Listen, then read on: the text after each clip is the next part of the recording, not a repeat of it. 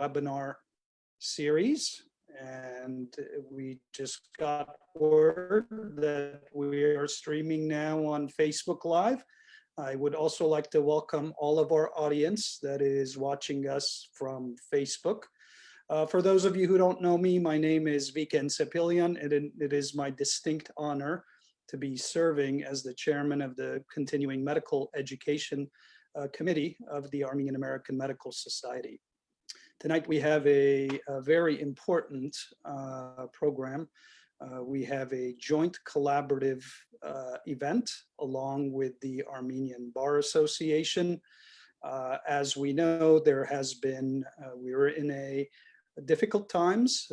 Many of us have been impacted both personally as practitioners, professional practitioners in our practices, in our office setting, our staff, and we are going to untangle some of the assistance programs and some of the business issues as it pertains to professional practice, whether it be medicine, law, or other professional issues and business-related issues as it pertains to this COVID-19 pandemic. It truly is my distinct honor to introduce two dear friends and colleagues, Dr. Kevin Galistian, who is a fellow obstetrician and gynecologist and the president of the Armenian American Medical Society. He has been instrumental in directing our group in organizing some of these expert series and helping us evolve and reframe how we go about doing our daily activities to benefit our members and our community. Dr. Galistian, I'd like to welcome you to join this platform. Also, Gerard Kasabian, who is the chairman of the board of the Armenian Bar Association, the president of the Armenian Bar Association. Mr. Kasabian is also a very dear friend and a confidant, a very good friend of the organization. We have had the opportunity to collaborate in several events going back past the decade, and it truly is great to see both of you on this Zoom platform, continuing our collective efforts towards betterments of our communities. Dr. Galistian, I'm going to ask you to first go ahead. Dr. Galistian, by the way, is an obstetrician. He is actually on call tonight and has, is coming from us from the work setting. He has been one of the doctors who has volunteered to be on the front lines, has taken extra calls to relieve some of his colleagues who are physicians who may be at higher risk. We commend you, Dr. Galistian, for all that you've done during these tough days. And I know that you are on call, so please go ahead and take this platform over. Good evening, Dr. Sepilian. Thank you for such a kind introduction.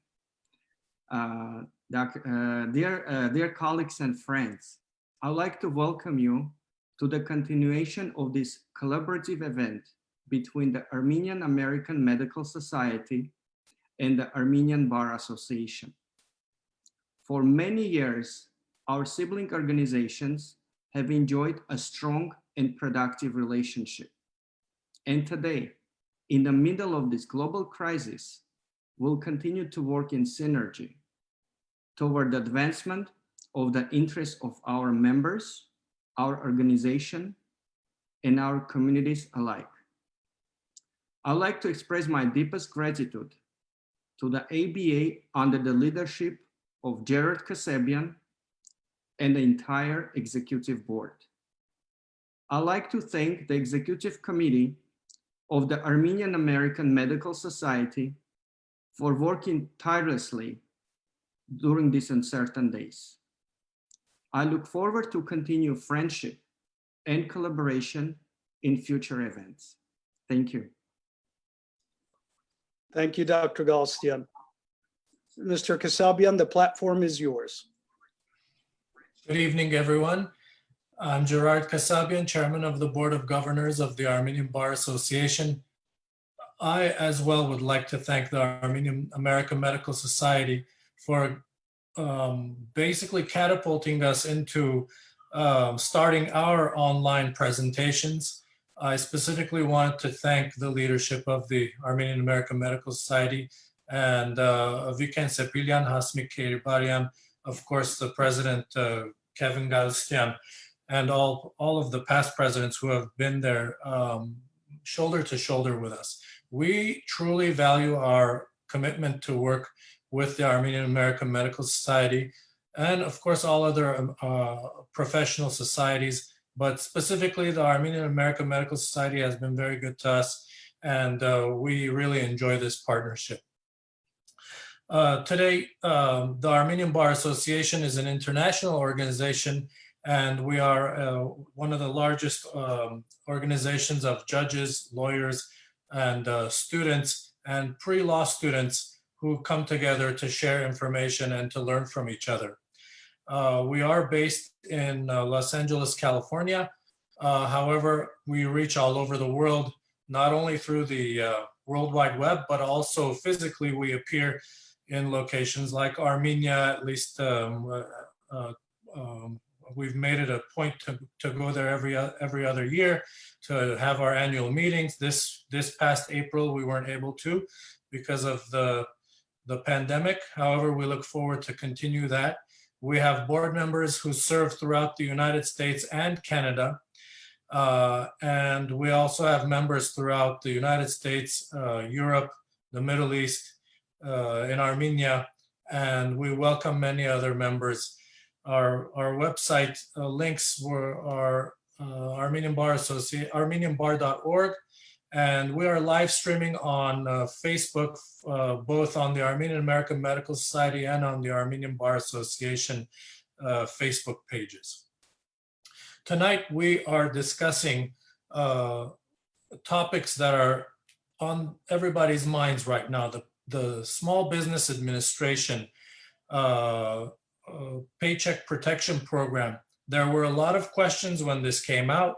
Now that some of the people have applied and received, there are a lot of questions about what do I do now, etc. So we thought it's a good time to get some of our professionals to inform us about the who, what, when, where, how, why, so that we can do things properly and avoid pitfalls. I'd like to introduce our speakers today. We have Ara Babaian, an attorney, former board member of the Armenian Bar Association. He is an active member. He is a part of our continuing education committee. Ara has his own law firm in Los Angeles, California, the Encore Law Group.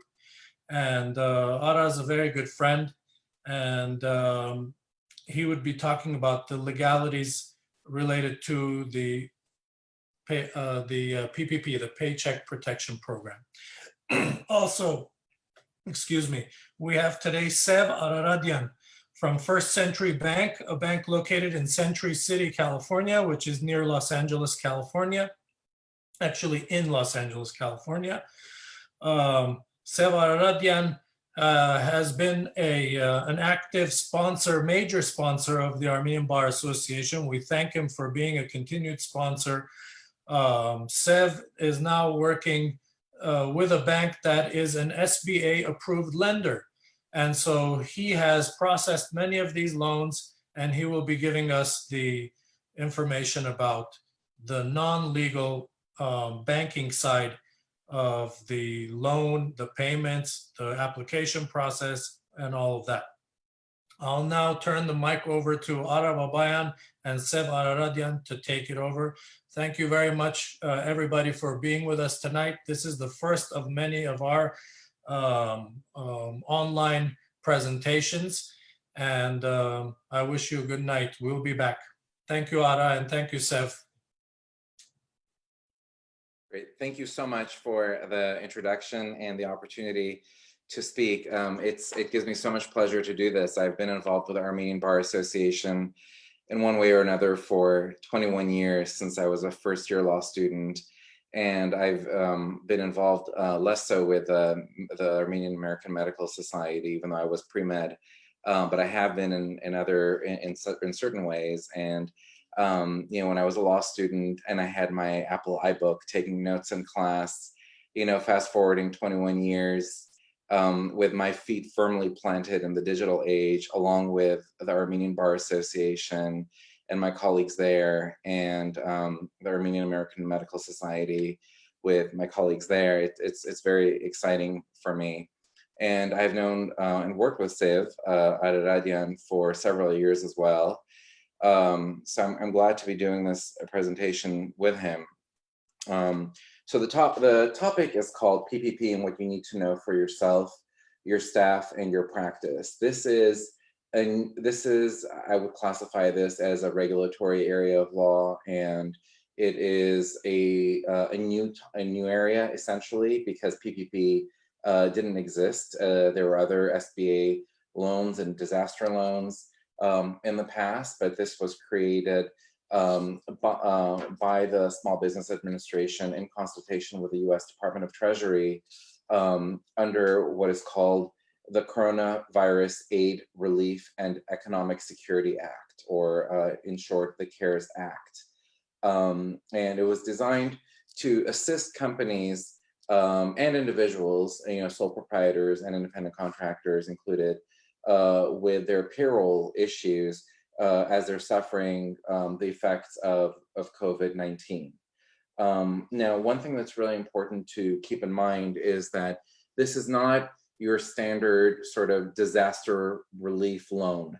This is not intended to be, to be used by your company for any expenses. It is very specifically intended for use as to supplement the payroll or to replace the payroll funds that have been missing due to COVID-19.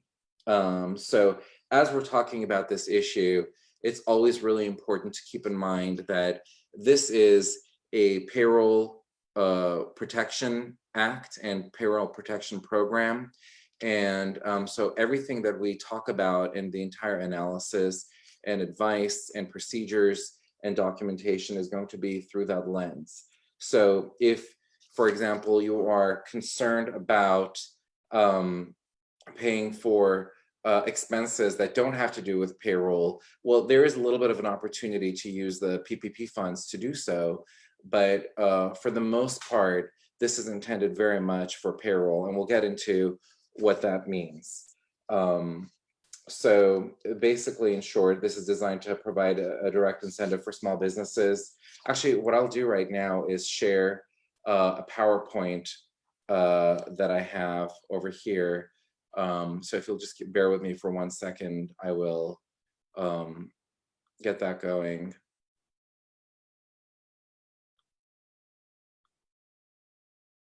Slideshow, let's play from the start. There we go. Okay. So yeah, so here we go. So this is the presentation. Okay, there we go. Here's a presentation outline. Here's the PPP overview. So essentially, the SBA will forgive the loans that it made under the PPP program if all employees are kept on the payroll for the 8 weeks period after receiving the PPP funds. And a portion of that can also be used for rent, mortgage interest, and utilities. There are certain things that are not forgivable. So for example, a prepayment of mortgage interest is not forgivable. There are other prepayments that are not addressed. Prepayments of non-payroll expenses incurred before the covered period, but paid during the covered period may be forgivable. And generally speaking, you apply through an existing SBA lender or through one of these other federally approved agencies. And Seb will talk more about that because he's a banker. So in terms of the eligibility requirements, your business must be impacted by COVID-19, and you have to make a statement to that effect. And it's in terms of, generally speaking, what kind of small businesses are eligible are those with less than 500 employees. Now, it's a little bit more complicated than that. There are some companies that are larger than 500 that might be eligible. there are some restaurant chains that are eligible if one location has a certain number that may exceed 500 employees. Luckily for many, sole proprietors, independent contractors, and self-employed individuals are also eligible. In terms of the loan terms, this is an interim short-term protection program. So this is not intended as a long-term solution.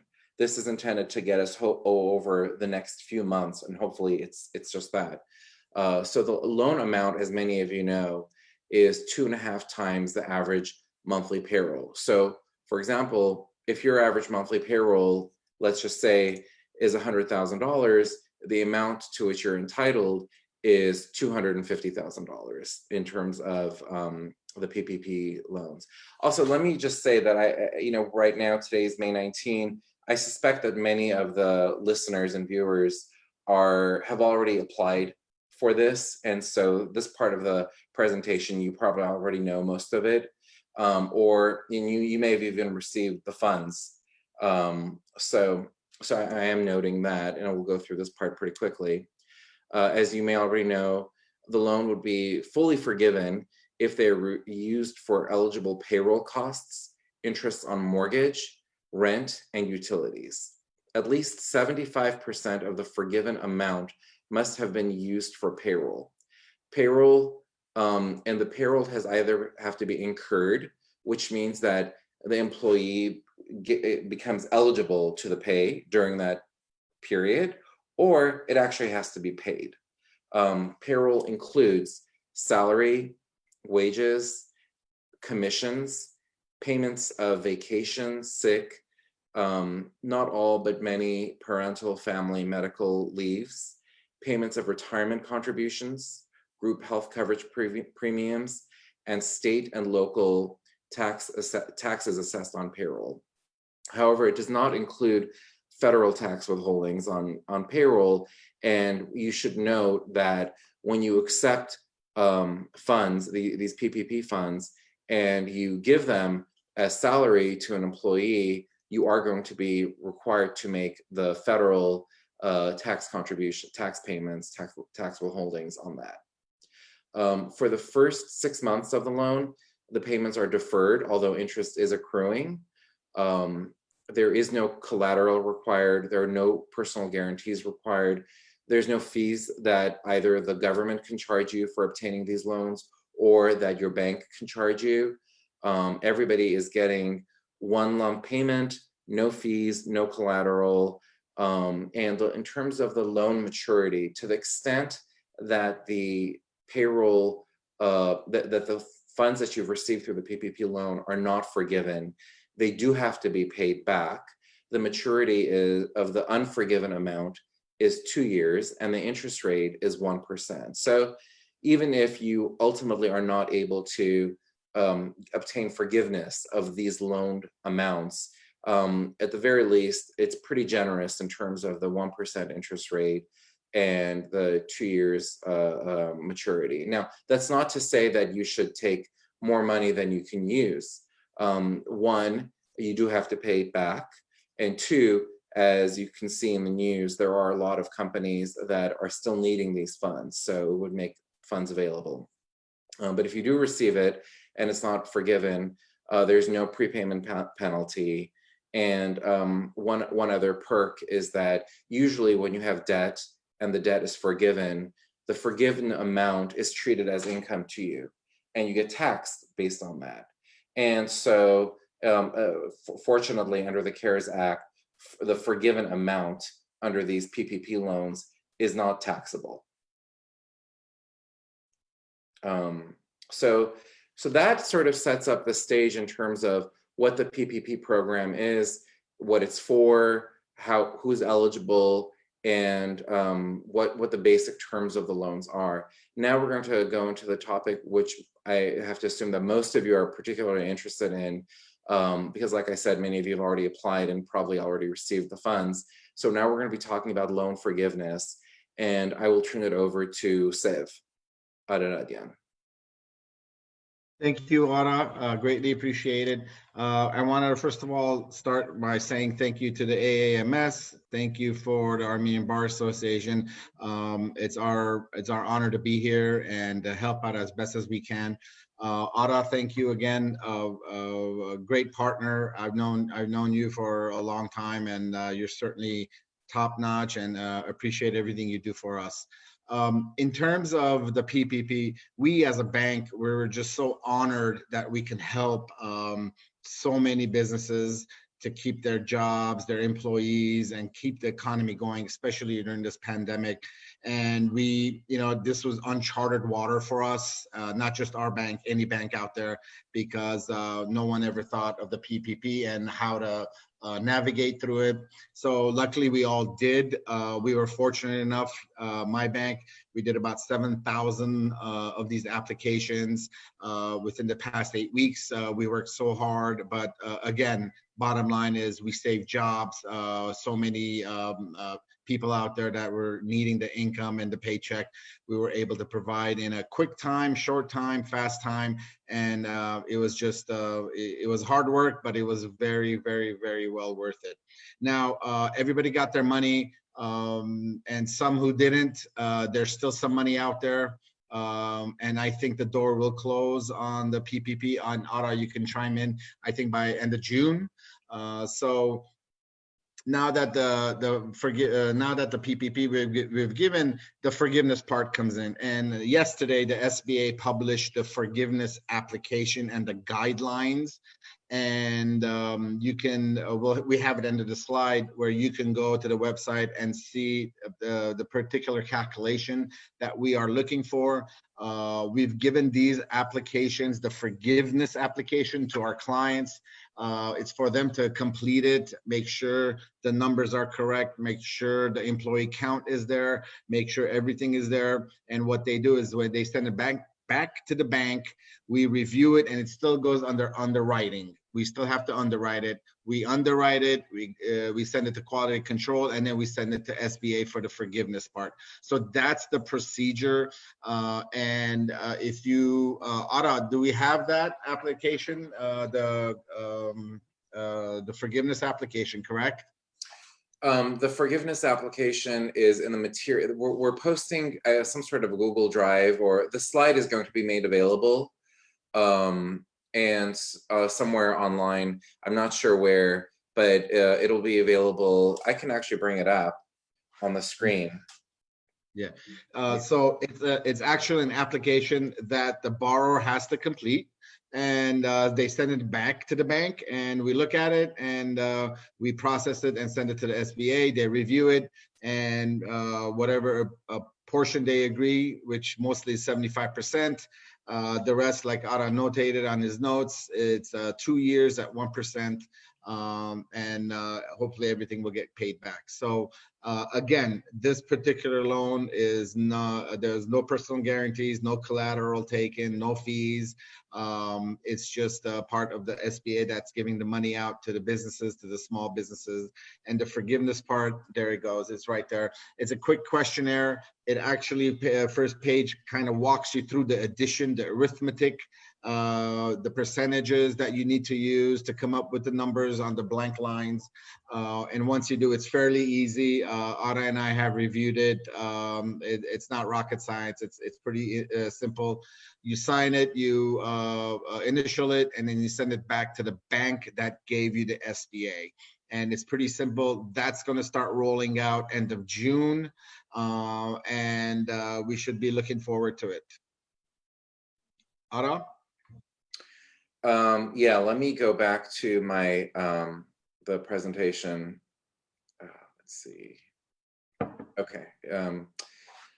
Let's see. So yeah, so in terms of the loan forgiveness, there are a lot of technical rules about what portion are being forgiven, what portion isn't being forgiven. Basically, as I mentioned early on at the very start of what I was saying, the whole point of the PPP program is to allow employees of small businesses of under 500 employees to remain employed. in light of what's happening with the coronavirus.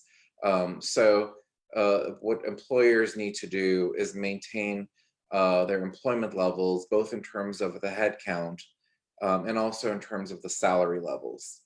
So the way, generally speaking, it works is that you have certain determination periods, and the slide goes into a little bit more detail, although it's more complicated than even what the slides present. There's determination periods that are your reference point from the pre-pandemic time period. So if, for example, in a pre-pandemic period, you had 10 employees, and after the pandemic, you had 6 employees, then the loan forgiveness, the amount of the loan that you have, 40% of it would not be forgiven. 40% of it you'd still have to pay. Same thing with the salary level. If on average the salary level drops by more than 25%, then depending on what those averages are, then the loan forgiveness amount would be reduced, and you'd have to pay back, some or more of the PPP funds that you received. There are different options in terms of using either what's called a covered period or an alternative payroll covered period. They do give you some flexibility to conduct these calculations, and this is best done with your HR team or your financial advisor, or your accounting advisors, and ultimately you do, as the business owner, need to really understand what you're doing, because in the certifications that we're ultimately going to be speaking about, you as the representative of the business are making these certifications as to the accuracy of the numbers that you're reporting back to your bank and to the SBA in order to receive the forgiveness of the loan payment obligation. One thing to note that's important, and I do see that there's already been some questions asked in this regard, is do you have to have the same employees?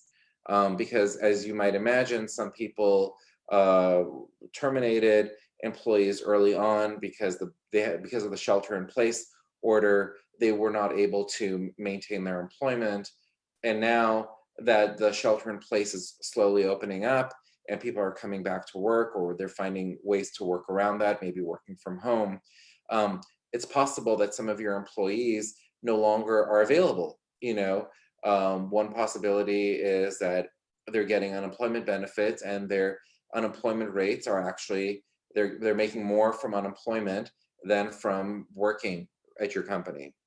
Another possibility is that they're worried about their health, or they're worried about coming back to the workforce too early and they don't want to contract the virus.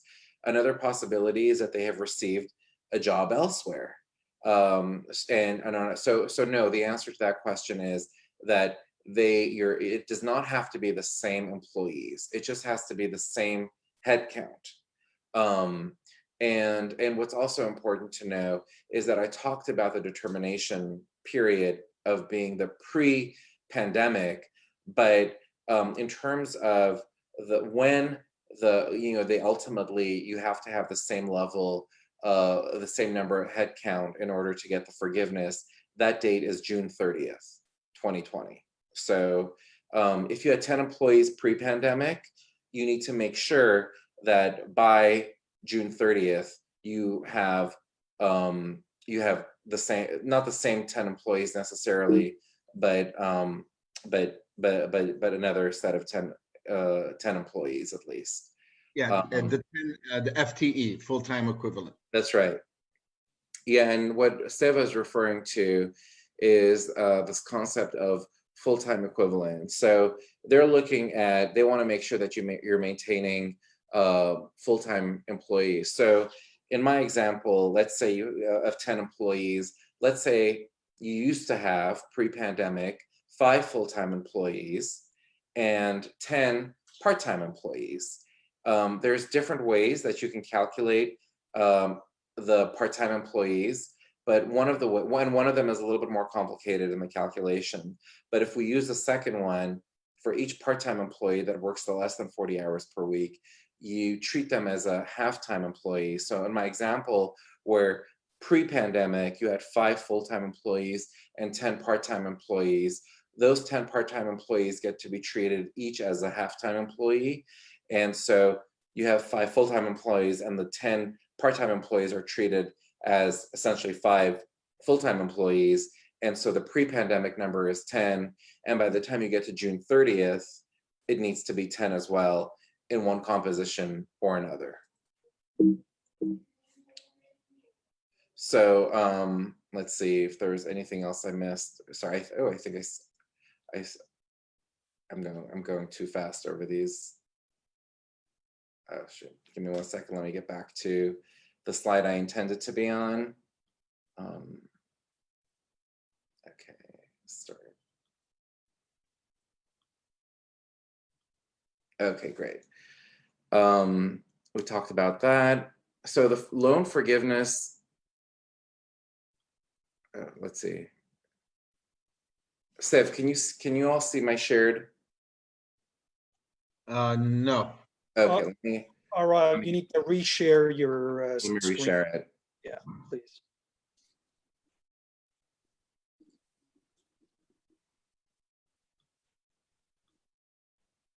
Okay, great. So in the last few days, the SBA released finally the forgiveness application that Sev was talking about and that we showed on the screen. It is a simple application in that it is 2 pages, but it is chock full of information, and it really is very, very much broader than it seems. It is like a compact, nut full of, all sorts of pitfalls, and anybody who has a PPP loan should review that application as soon as possible in great detail, because you're going to ultimately need to, when I talk about the application, it's the loan forgiveness application, not the initial application that you filed in order to get the PPP. It is the application that you're filing, that you're going to be filing in order to get a portion or all of your loan proceeds forgiven. So you really need to read it in advance to make sure that you are going to be able to provide all the information, have all the backup documentation needed for all the information, and make the certifications that the second page of the application asks for. And so another thing that the SBA did in the last few days is that they clarified a few critical definitions and documentation requirements. And I'm going to invite Siv to speak about how the process of submitting the application works in terms of giving it to the bank and what happens there in the documentation. Thank you, Otto. The most important documentation, and I know for a fact out there, the payroll companies, they all stepped up and helped us, help the business owners with the calculations of the PPP program. So in the same respect and in the same breath, there will also do the ADP, your payroll company, whoever it is, they'll also do the calculation of these dates that were used for the PPP money. So that's going to be very, very important to document and to get, and they'll provide that for you as well, or any other documents for you if you're making your rent payments, either canceled checks we're going to ask for, mortgage payments, statements like that, bank statements. So anything that's related and that you use the money for, the underwriter might ask or might not ask for the verification, but just be ready and be mindful that whatever you used, please have it documented so you can send it. And as I said earlier, it still has to go through underwriting. So underwriting means that we have to review everything you're submitting for the forgiveness part, make sure it adds up to what you used it, and that way we can send it off to SBA and get you the green light. Great, thank you, Sev. So in terms of calculating the amount of the forgiven amount of the loan, it's a 3-part calculation.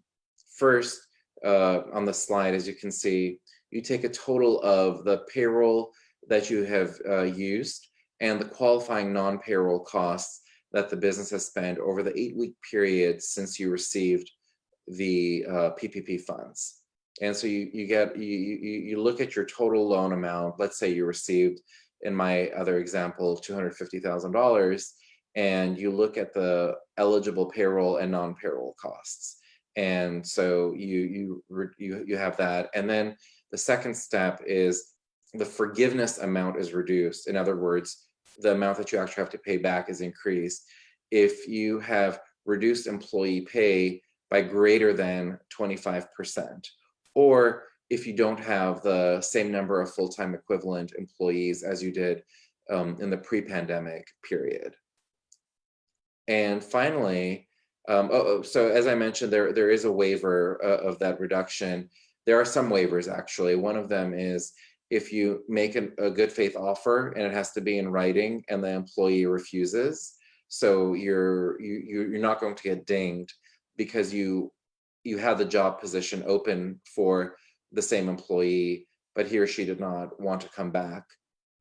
Go ahead. Can I chime in? Sure. Can you also kind of pinpoint about the self-employed with non-employees forgiveness?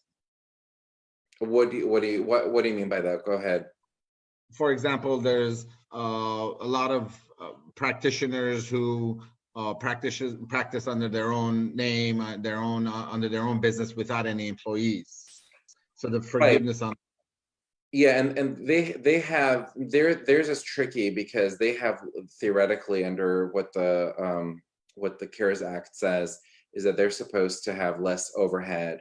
So in terms of the way that they can use the PPP funds is going to be a little bit more limited, and it's going to be harder for them to really be able to use the funds for as much. So in the 8-week period, the highest amount that you're eligible to use the funds for payroll is about 15,000. It says in the slide somewhere, but it's about $15,358 or so.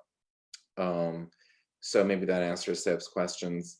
The third element of this 3-part calculation is that the forgiveness request must be comprised of at least 75% payroll costs, which means that at least 75% of how you use the PPP funds needs to be used for the approved payroll, which includes, as I mentioned, certain kinds of sick leave, contributions to retirement accounts, health insurance, and some other things.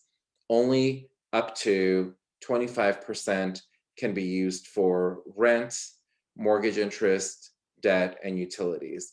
And when it comes to rent, and when it comes to these non-payroll expenses, one thing that's really important to know is when it talks about rent or lease, it's not only for the office space, let's say, or the restaurant space or the clinic space. It's also leases of personal property. So if you have equipment, if you have an automobile or a truck that you lease under the business, all those things are eligible within that 25% limitation. Let's see, next one. Yeah, so we already talked a little bit about this. I kind of jumped the gun. Utilities include internet, transportation, and telephone. And the thing that's really important in this regard is to know that these services that are part of the approved non-payroll expenses, they have to have been in place as of February 15, 2020. So all of a sudden you can't get a new lease of a car or something else. Actually, we've pretty much talked about everything on the slide, so I'm gonna skip over to the timeline for the application. And Sev, why don't you talk about the timeline a little bit?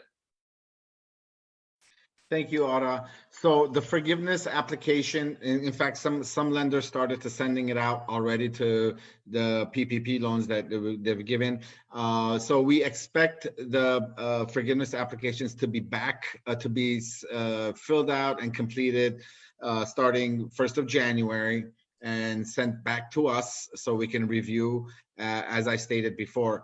So this is going to give time for the underwriters to review it, to collect all the documents, the same procedure we did when we did the PPP application. So we're also going to collect the information for the forgiveness part. And I said, we total it up. We look at it. If we have any questions or answers, we go back and forth with our client until we come up with the exact amount that will be forgiven, that we will send to SBA. So expect it in the first week of January. Great. That's going to be the timeline. Yeah, and my point over here is talk to your banker. When you speak with your banker, I generally advise my clients to always have a good open dialogue with the banker, and speak with your banker at least on a quarterly basis, so that they know you and they know your business. And so if something, maybe your business is seasonal, maybe you have expectations of your business to go up and down. And if your banker, even under normal situations, doesn't know you, then and they're looking at your account and they see that there's a dip, they might get nervous and speak with their underwriting department and talk to you. But if you have an open dialogue with your banker in normal times and during the era of COVID, then they're going to know who you are, and they're going to be better able to help you fill out these applications, make sure you have the right kind of documentation, and make sure everything is complete and gets shuffled along.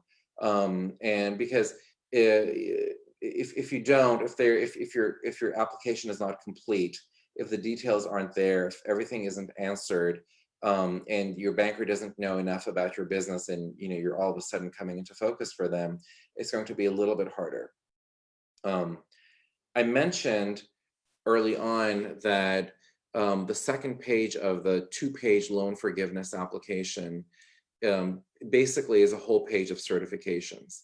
It really asks the representative of the business, which often is going to be the business owner, or at least one of the business owners, to make certain certifications that the forgiveness is going to be based upon. These certifications include making statements that the forgiveness amount requested was used for actual eligible costs, including the deductions from the headcount and salary reductions, that it does not include more than 25% of eligible non-payroll costs, and does not exceed the maximum for the owner, employee, or self-employed individuals. What that is referring to is that you cannot use PPP funds to pay salaries of more than $100,000 on an annual basis. You have to, even if somebody, including the owner or any other employee, has a salary of more than $100,000, they're going to be capped at $100,000 for purposes of receiving any funds from the PPP program. So that's one of the things that has to be certified.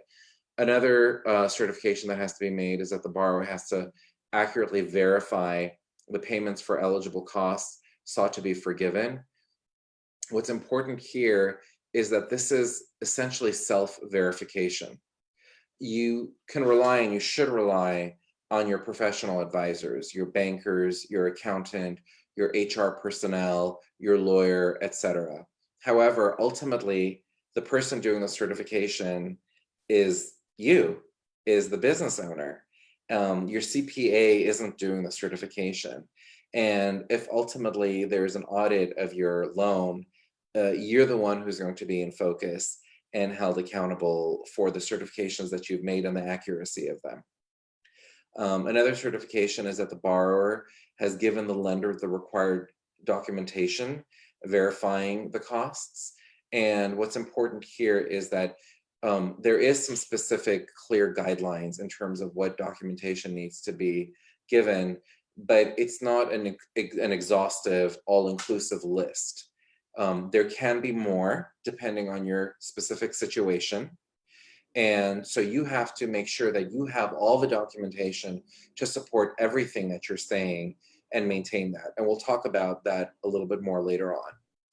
And finally, your tax documents submitted to the lender need to be consistent with those that you have already submitted or will be submitting to the IRS and with local authorities.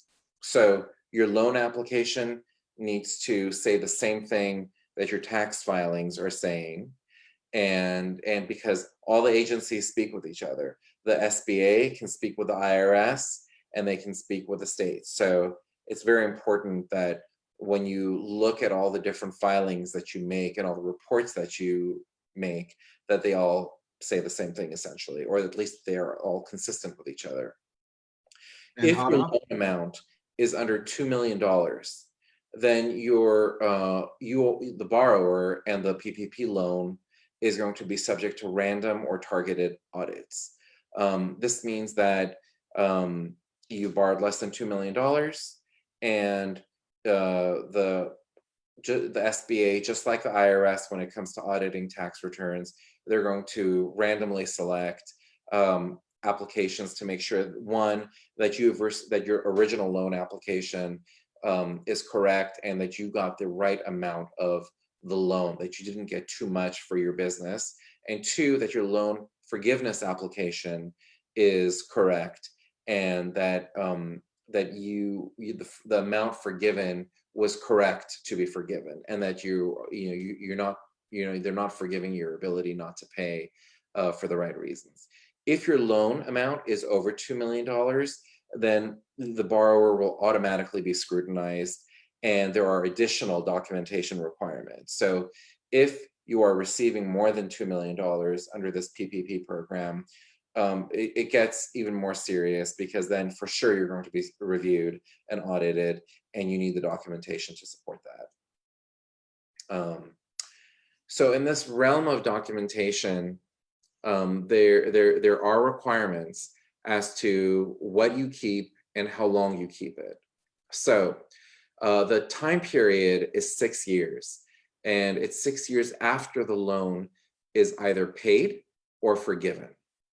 The documents that you need to maintain include documents verifying the cash compensation and the non-cash benefits paid to employees, documents showing at the borrower's election the number of full-time equivalent employees pre-pandemic as compared to June 30th, 2020.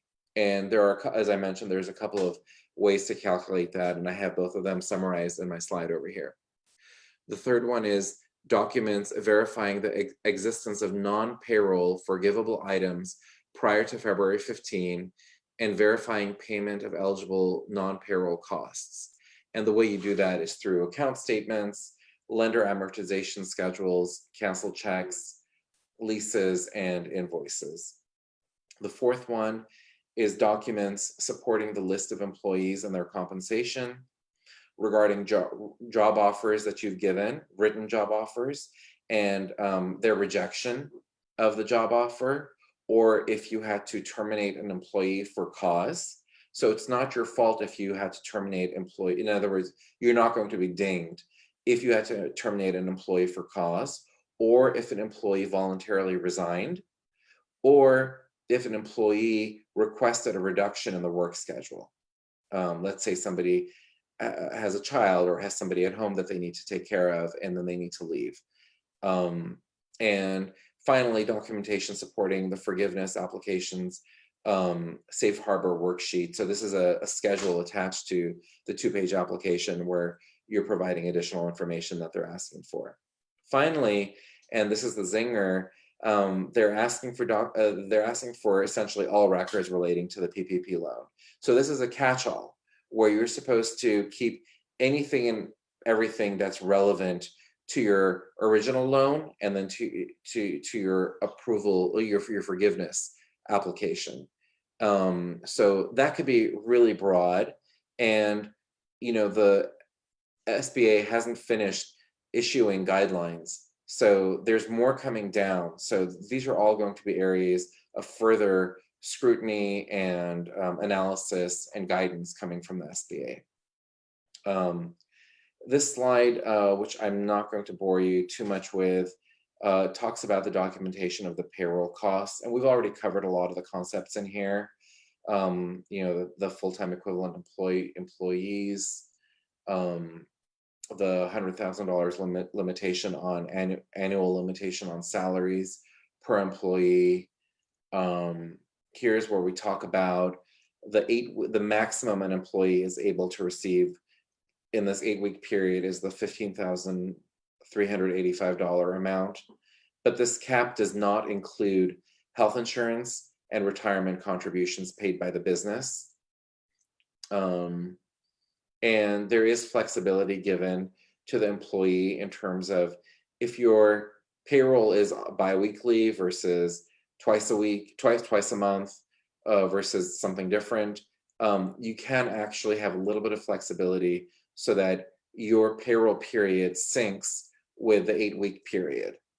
Because otherwise you're not going to have the possibility to avail yourself of the entire 8-week period if you can only fit 3 pay cycles, for example, versus 4 pay cycles.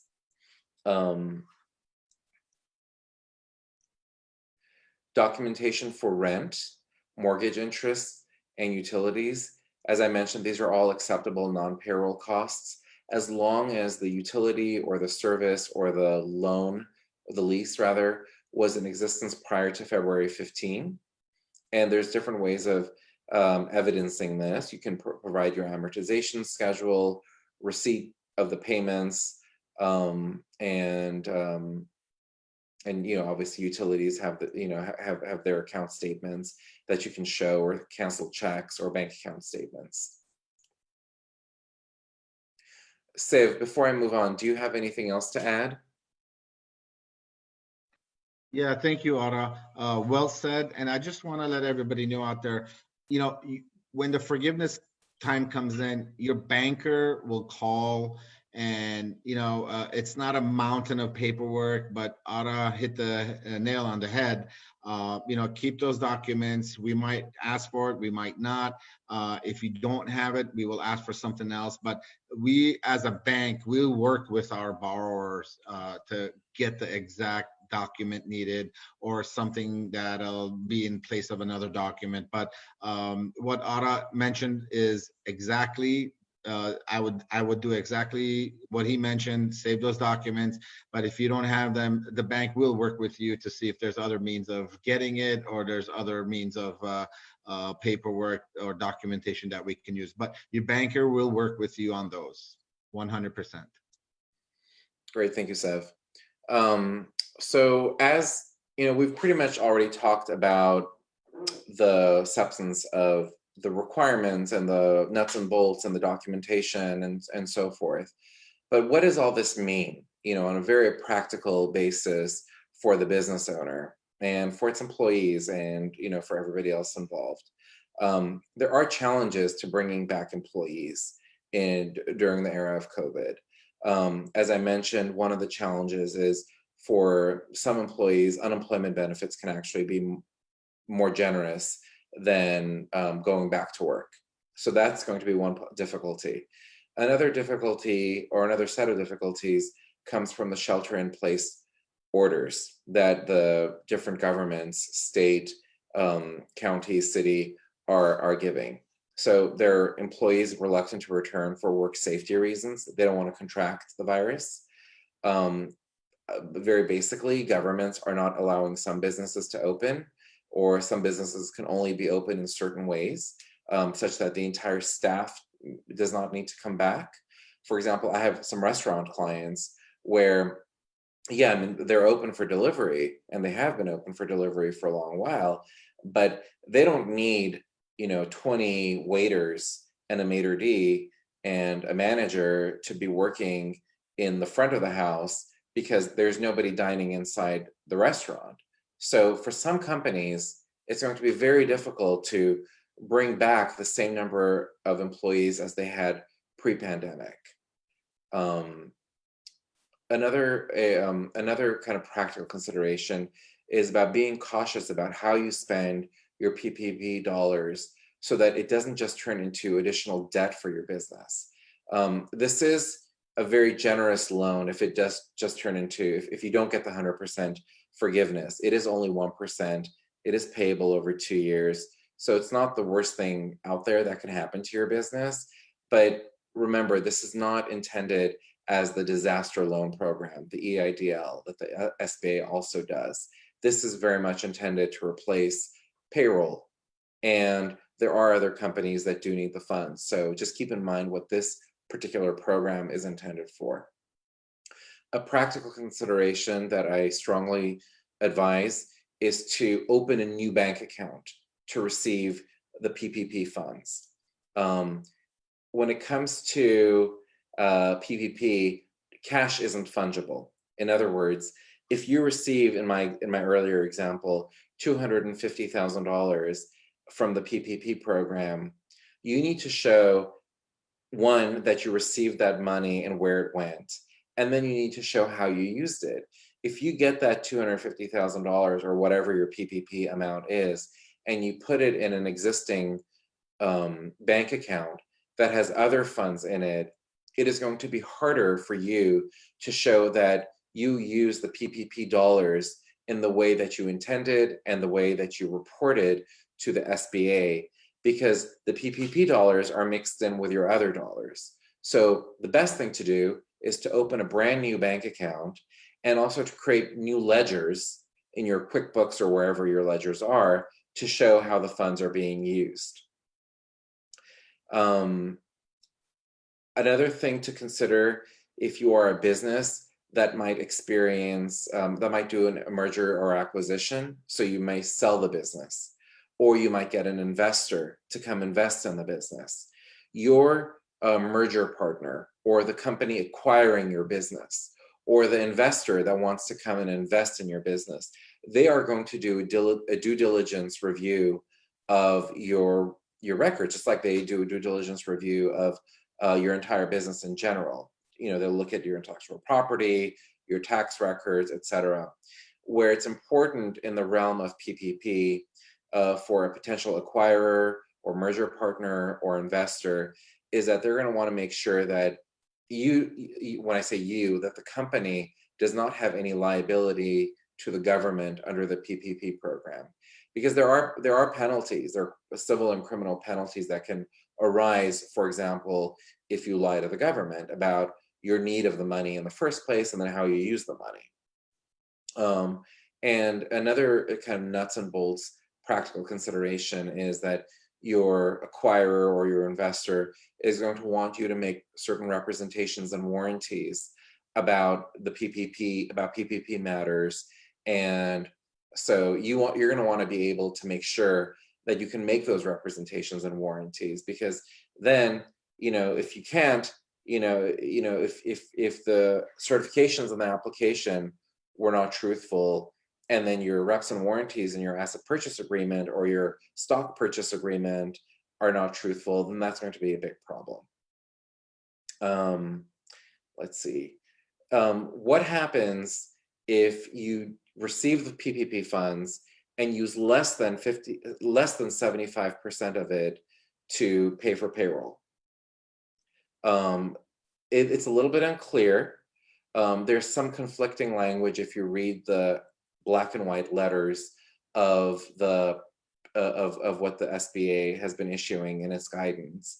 But there is some possibility that if you actually use less than 75% of the PPP funds for payroll, then the loan has to be given, then it all becomes a loan. So that's something that in the coming weeks, we'll find out more about. Another practical consideration is to apply for the forgiveness as soon as possible, as soon as humanly possible, after the 8-week period that you receive the loan. So you file the application for the loan, you receive the funds. Let's say you received the funds on May 15, then you have 8 weeks in which time you have to use the funds. Make sure during those 8 weeks, you are working on the application and all the supporting documentation so that by the end of the 8 weeks, you are able to file that loan forgiveness application as soon as possible. The SBA is always changing the rules and changing the guidelines and coming up with new guidelines. And it's just getting harder, and it's always going to get harder, not easier, to comply with them. So better to get your paperwork in, filed, and done soon so that you don't have to wait until the end where it's going to get harder to do. And then a final area to consider is intercreditor considerations. So let's say your business has a credit facility. Let's say it has a $5 million credit facility. And because you need operating cash, for whatever reason, your bank borrowed money, and there are certain features of that existing credit facility that maybe do mandatory sweeps of your account. Well, you're going to want to make sure that those mandatory sweeps don't sweep the PPP funds, because if they do, then you're not using the PPP funds for their intended purpose. Same thing with financial covenants that you have, that you make in your credit facility, in your loan agreement. The recommendation is to seek to carve out the PPP amount from the indebtedness definitions for purposes of financial covenant calculations, particularly for leverage and fixed charge tests. Some lenders are expressing that they are going to accommodate these requests so long as the PPP loan remains forgivable. So they're basically saying, no harm, no foul. We'll ignore the PPP as long as it's all forgiven. And others are saying that, we may exclude the PPP proceeds for purposes of determining your liquidity and your net leverage tests. And another area that is in the same area of intercreditor considerations is an event of default. So obtaining another loan, if you have a senior debt, your subordination agreement, how does a PPP loan work with a subordination agreement? How does paying back a PPP loan work with a subordination agreement, for example? So these are all very important issues that you need to consider, that are practical. They're not just the nuts and bolts of the PPP program. They really reach out to other areas that are important for your business. So, Sev, do you have anything to add before we conclude with these statistics? Oh, we're good, Ara. Very Okay, good. thank you. So some interesting statistics for you. As of May 16, and this is the latest information that we have from 3 days ago, the number of approved loans nationwide is just over 4.3 million. The approved dollar amount is over $513 billion. So that's a lot. The average loan size, excuse me, the average loan size is $118,000. So you can see, where your business is as compared to the average loan. And the number of lenders who participated is 5,000, almost 5,500 nationwide. Interestingly enough, speaking of lenders, most of the loans have happened by banks that are smaller banks. So that's really interesting. In terms of approved loans by state, in California, we're always the leader. We're never the follower. So in California, we have, as of May 16, 505,798 loans, totaling $66.5 billion. In Texas, where everything is big in Texas, but not as big as in California, it's almost 350,000 loans for just over $40 billion. New York is 281,000 loans, totaling almost 38 billion.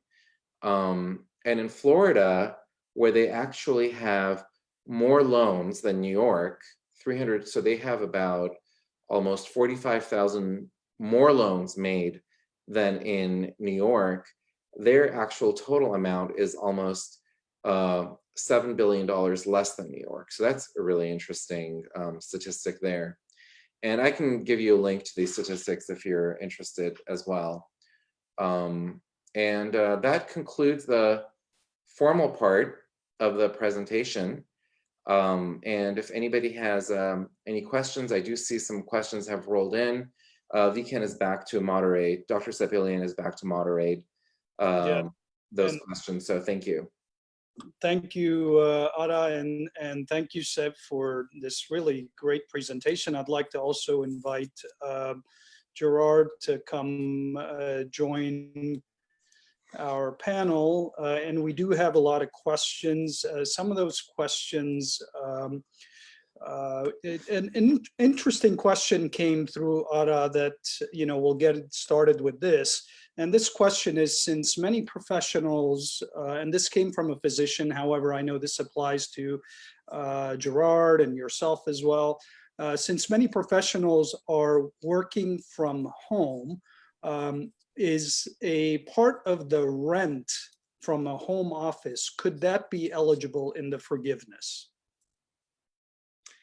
I have not seen that specific question, but as you know, if you use a part of your house or your residence for business, you are able to do a tax deduction in your tax forms every year. But there's no payment that you're making for doing that. You're just, you're calculating the square footage of the room that you use in which your office is, and that's one of your business expense deductions that you're doing in your taxes. I have not seen anything actually in that regard. Sev, have you seen anything about getting an expense credit when no cash is actually being paid for your portion of your home that you're using? No, it's not going to work because that's where the underwriters come in. You're absolutely right. And they would say the same thing Ara would say. You're actually living there. That's when we would ask for the tax returns and to see if any part of it is eligible. I think a contrast to that would be, for example, if you're required to work from home, let's say you're an employee and you're asked to work from home, and you have your cell phone, where before your cell phone wasn't required to be used for business, but now your cell phone is required to be used for business, and you're not getting a new phone by your employee. You're dedicated to the business. You have to use, your employer has asked you to use your personal cell phone. And therefore they pay you, let's say they pay you $100 a month or $60 a month. That payment would be an eligible expense, but not, if you're using your home without getting paid for it. If I can comment real quick, the payroll protection program is supposed to continue what you already had.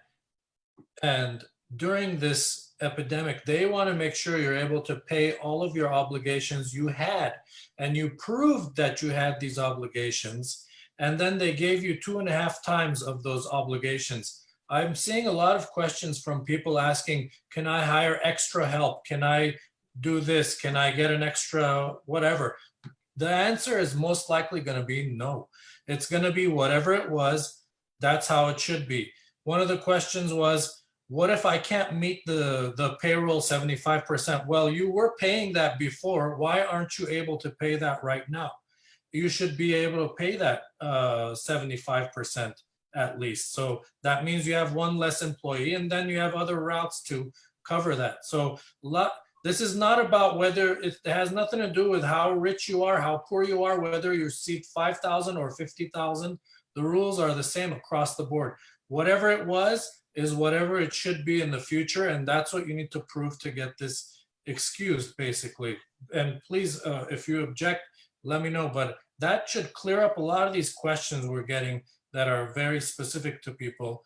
And no, if you're not paying for your home and you weren't paying before, you shouldn't be getting any kind of credit for that, for the home, because they're, it's about continuity of a business. They want to make sure your doors are still open after the epidemic is over, basically, the pandemic. To that point, we keep hearing about this new normal, and what is this new normal? And I can tell you from the standpoint of a healthcare professional, where our new normal is we no longer need a waiting room, because no two patients are allowed in the office at the same time. So we do 70% of the consultation remotely, and the patient is only asked to come in to the actual physical office, only if it's absolutely necessary to have a physical exam done. In fact, talking to a patient, one of the ways that has been shown that the virus can be transmitted is by talking, right? In fact, if you talk loudly, you are more likely to transmit the virus. So here is a very, very interesting predicament where actually we can tell somebody to actually zip it for the sake of safety and for the sake of containing this pandemic. So essentially, a big part of the way that we move forward as a law practice, as a health practice, is not going to be going back to the past. A big part of the work that we are going to be doing is going to be different from what it was in the past. So essentially, I'm sure these are questions that we'll have to out and deal with as we move forward. We have a question from Vahe, and Vahe asks, if PPP funds are used to pay dividends to maintain pre-pandemic payouts, are those forgivable? And this would be for a closely held S corporation. So the question is it a draw, or one question is it a draw, or is it is it salary? So the PPP program is really intended for payroll. So it really would have to be, payroll and not a draw, and not something. I don't think the dividend would qualify. We have a question from Dr. Kotikian. Is there a grace period? The staff needs to be rehired from the date of the PPP disbursement. So I believe that you did touch on this in your presentation, but if you want to specifically answer this this question. Yeah, so the funds must be used within the 8-week period after receiving the loan amount. However, in terms of making sure that the head count is the same as pre-pandemic numbers, the deadline for that is June 30th. So hopefully there is a match that happens for you, where you get the funds, and by June, you use it up in the 8-week period, and by June 30th, your head count is the same. But if not, that's what you have to try to do. Now, obviously, after the 8-week period and after the June 30th, if the head count drops, that's not what's considered here. I'm sure people in the future, by people I mean, analysts in the future, I'm sure they're going to be doing all sorts of surveys to see the long-term impact of the PPP program and whether employees really truly ended up remaining employed or not, what happened and how this impacted the workforce.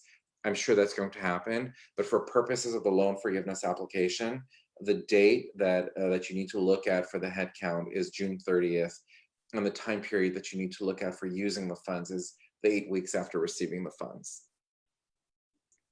Great, that's thank you for that. We have a question regarding independent contractors and forgiveness as it pertains to independent contractors. This person asks, since we aren't paying employees, do we just keep the money and it's forgiven? Well, there is that limitation of the $15,385. So you can't, in the 8-week period, use up more than that for that purpose. But if you can figure out how to use that much or less, and then the remaining 25% is for other non-payroll eligible non-payroll expenses, then you should be good to go. One of the questions from Karin says, are health and disability insurance costs part of payroll, or are they considered non-payroll expenses, which you just mentioned? So if you can clarify that for the people. They are part of payroll. and as are state and local taxes, but not federal taxes. Federal taxes, so that is another important thing that I believe I mentioned, but just, it doesn't hurt to, restate, is that if you're a business that right now it has experienced a downturn because of COVID, let's say you are a med spa, and your med spa is closed, and now you're getting this PPP loan, which is great, but you're not opening the med spa for the next, for the foreseeable future, maybe a month or 2 months, who knows, and you're getting these PPP funds. And so one, you're either not going to meet the forgiveness requirements, or two, even if you meet the forgiveness requirements, you may be paying employees who don't have much to do, and you as a company, you still have to pay the federal taxes on that salary that you're paying. Okay. We have another question here is, can we pay overtime or a bonus to an employee who has worked during this pandemic time? And is that covered under this PPP program? So either overtime or some kind of a bonus to make up for any unused PPP money, basically. Well, the pay has to be either incurred, which means it has to be earned, or it has to be actually paid during the 8-week period. The question of, so if it's paid, that's easy, obviously, it's because that's an actual transaction.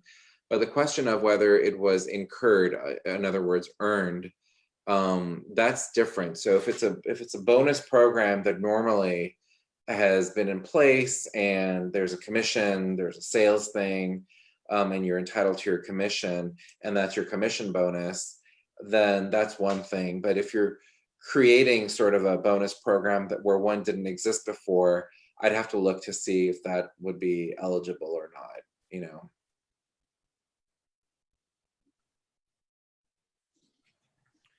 And, I'd like to point out that there is a link in the chats that Mr. Araradian has requested that we share. This is a link to the SBA, and that has a lot of information on there. So it is the first item on the chats. Please feel free to copy that link and use it as a resource. So we have another question in regards to, for the safe harbor for hourly wage. If the wage is restored on one payroll by June 30th, does this satisfy the requirements for the full forgiveness? I'm sorry, repeat that, please. So it is for the safe harbor for hourly wage. Okay. If the wage is restored for one payroll by June 30th, does this satisfy the requirements for full forgiveness? Well, I mean, full forgiveness, there's other considerations to make as well. It's not just the one component of it is the salary levels remaining where they were, or at least 25% of where they were. But another one is whether the head count test is met. Another one is whether the full amount of the loan proceeds were used, and of course, what they were used for, if not for pay. But that would be one component of it, yes. Sev, if I can ask you a question. For those who are watching and have not yet applied, is there still an opportunity to apply for this PPP loan? Yes, absolutely. The door is still open. There's, I believe, about 100 billion left. The quicker they get in, the quicker they get it, because it kind of, the second wave, it slowed down as compared to the first wave, which the money got eaten up very fast. The second round, it went pretty slow, and it was everybody that we know that got funded. But whoever did not, yes, absolutely, reach out to your bank and apply. And I think you should get an answer real quick rather than some of the businesses that had to wait. But yes, it's still open. Good. And what's the processing time, for example, if they submit all of their financials? How long does it take for the money to land in their account, approximately?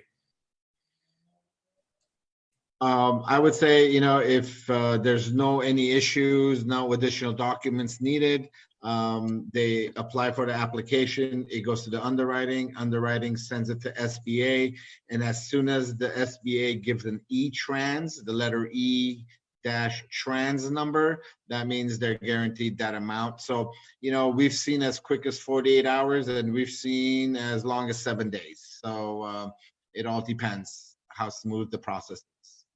Very good. By the way, the PowerPoint presentation that was shown earlier will be made available on our websites, both on the Armenian Bar Association website and the Armenian American Medical Society websites, in case anybody wanted to download a copy of that. I have a question that got my alarm bells going. If the funds came in and we did not segregate and we used it for all different types of things, and we have other monies coming in, because this is not just a closed account, it's just a general account that's constantly receiving and going out. What are we supposed to do in that scenario, other than just provide proof that we did continue paying everything we were paying beforehand? Is there anything we need to do? Provide the bank, they have access to my bank account anyway, the folks who had done the, well, that's the beauty of applying through a bank that handles the accounts, is they have access to everything. But, right. But let's say they don't. What do we do in that scenario? Or do you even know the answer to that? Well, I mean, like I said, if you open a new bank account, that really easily answers this question. It just, there's no there's no gray once you open a new bank account and you deposit the funds in that. Or for that matter, maybe it's not too late for you to transfer the funds. Well, let's say it's that's out of the question. Sorry to interrupt, but forget new bank account. It came, it went, and other monies came and other monies went. What are we going to do in this scenario? Do you know the answer or not? I don't want to put you on the spot, but this is something that I really, I'm sure some other people are thinking about that. Because I'm assuming when you say it went for payroll, correct? Rent, payroll, and non-rent, non-payroll. that is absolutely fine. I agree with Ara 100%. It makes accounting life much easier. However, you can use your operating account and all the money and everything goes through there. However, when the 8-week comes up and the forgiveness application you're going to complete, we're going to ask for payroll documents. We're going to ask, hey, Gerard, can you get us that 8-week payroll period? So you call your payroll processor and, they send you payroll count. And when you submitted, your PPP application, and you had 12 employees and a certain amount of hours, and now there's 10 employees, for that period. So only 10 would be, forgiven, and the other 2 would not. So that's why we collect the documentation, and there's a paper trail with everything. So if you wrote a check for your rent, we would get that check. We would ask for that check or the mortgage statement or the lease statement, whichever the way Ara pinpointed on this presentation. But everything is traceable, and we can definitely get the paperwork for that. So I hope it answers your question. It does. Thank you. So we have a question in regards to contracted employees, and this question is saying, why aren't the contracted employees not included in the PPP? Is that true? It was my impression that any employee, contracted or at will, are included. Contracted, you mean 1099? It doesn't say, it says, why are the contracted employees not included in the PPP? With the contracted employees counted in the number of employees for PPP. Yeah. I'm not sure if they are independent contractors or employees who have contracts. I'm assuming they're 1099 based, and those 1099 based contractors would go and apply on their own as contracted. Am I correct, Ara? Yes, that's right. That is right. Yeah, and it's, you know, on a sidebar, I just got a message from Dr. Galastian, who apparently left us. He's in the middle of doing a C-section and, you know, with his face mask, and he says he's sorry that he had to leave this platform, but we totally understand. Doctor, I have one quick plug input. This is different than the DEITL loan that everybody almost got as well. Just wanted, I mean, EIDL, excuse me. So it's totally different than this PPP. However, on the PPP application, it does say how much EIDL you received and the EIDL loan number. So if you can get that as well, prepare that just as an additional document. We have a question actually for Mr. Kasabian, and this is about pension contributions. This is one of our dental colleagues who's asking, what about pension contributions of the corporation? How are those impacted, or how does the PPP relate to that? Pension contributions. Ara, what do you think about that? About like retirement? Yeah, retirement contributions by the employer is an acceptable, you know, payroll expense under the PPP. Yes. And we have a question regarding temporary staffing agencies for temp employees. What are the caveats as pertaining to that? I mean, if some companies or some practices, you know, I have personal experience in that, cannot bring in their own employees and have to resort to temp staffing. What's the forgiveness regulations as it pertains to that? That's an excellent question, and I have not seen any discussion or anything by the SBA about that, at least not in my reading. You know, so for example, I have a client that is a wholesale bakery, and they essentially their entire staff is outsourced. I mean, not outsourced. They have a company. It's a PPE company that comes in and installs the employees. Legally speaking, it's considered to be a co-employment situation where the employee is employed by both the main business plus the other business that manages them. But as a matter of fact, and what's actually happening is the pay for those employees is coming from the other company. So this company, my client, actually has no payroll because, or at least doesn't have that big payroll. I mean, they may have like one or two employees on their own. And certainly the people who are the owners that work in the business, they get paid, but the majority of their employees comes through this other co-employment third-party company, like TriNet, for example. So yeah, that's an excellent question. I don't know the answer to that, but the issue there is that the main company actually does not have payroll. Yeah, or it might fall under the FTE. You know, we can count it from there, but you're predominantly correct. Yes. And also that the disaster relief loan would come into play for these folks who don't have the payroll, correct? That's also that works hand in hand with this. A lot of people who are not covered by the PPP are going to look to the other SBA loan programs, and they need to contact their bankers or Sev Araradian to find out what their options are. There are so many questions coming in.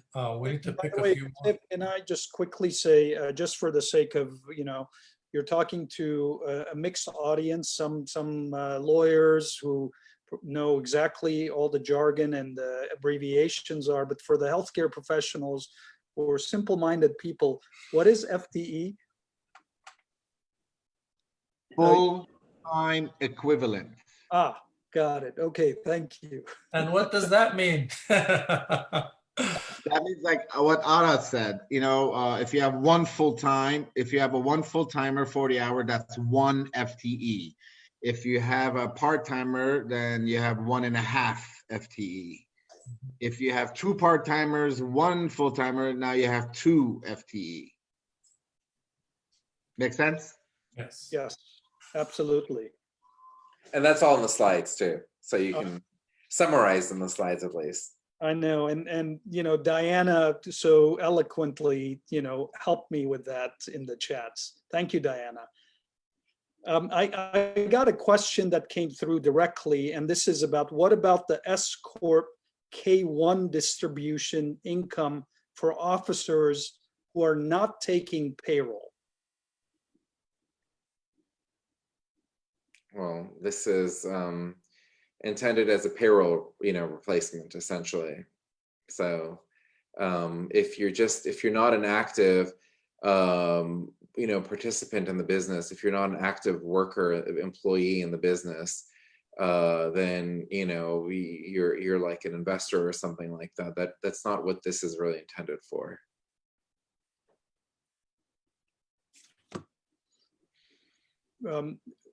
Gerard, maybe if you want to take the Q&As, you start from the bottom, I'll start from the top, and let's take 2 at a time. Bottom. Let's go.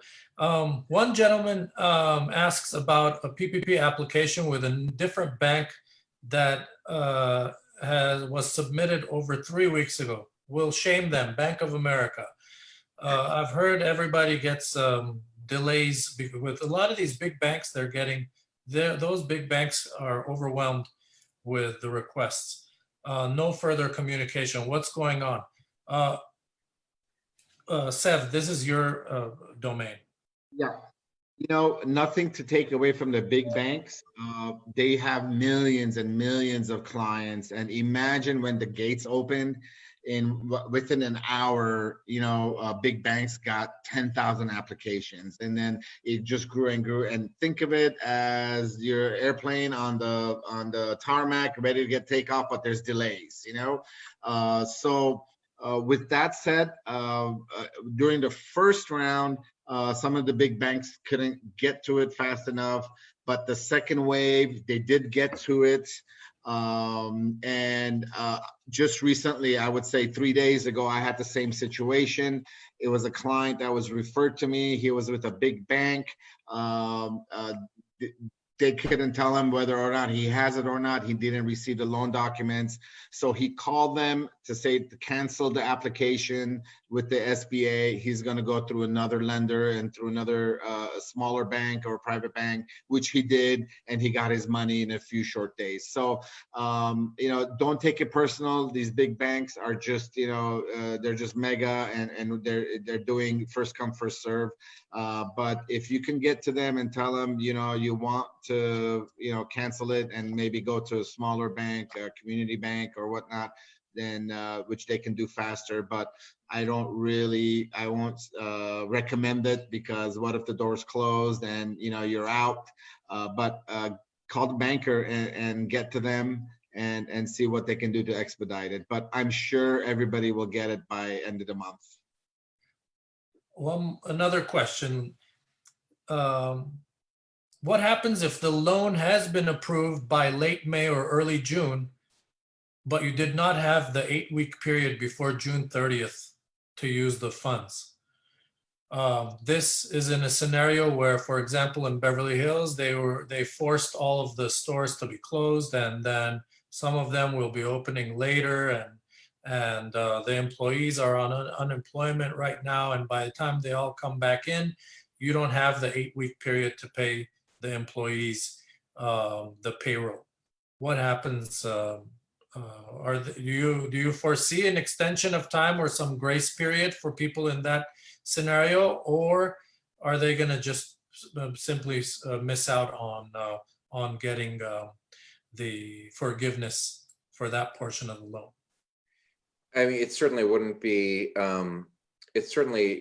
be unheard of if there was more time given, or if there were some ways that the rules might, be stretched or made a little bit easier to comply with, because it has taken a lot of time to get the funds to some borrowers for one reason or another. I mean, the system is the system, and it's been inundated. And they're just being able to process some of the loan applications for the first time. So that's certainly possible. But for now, you still have the 8-week period in which that you're supposed to use the funds, and you have June 30 as the date by which you're supposed to have the head count the same as pre-pandemic levels.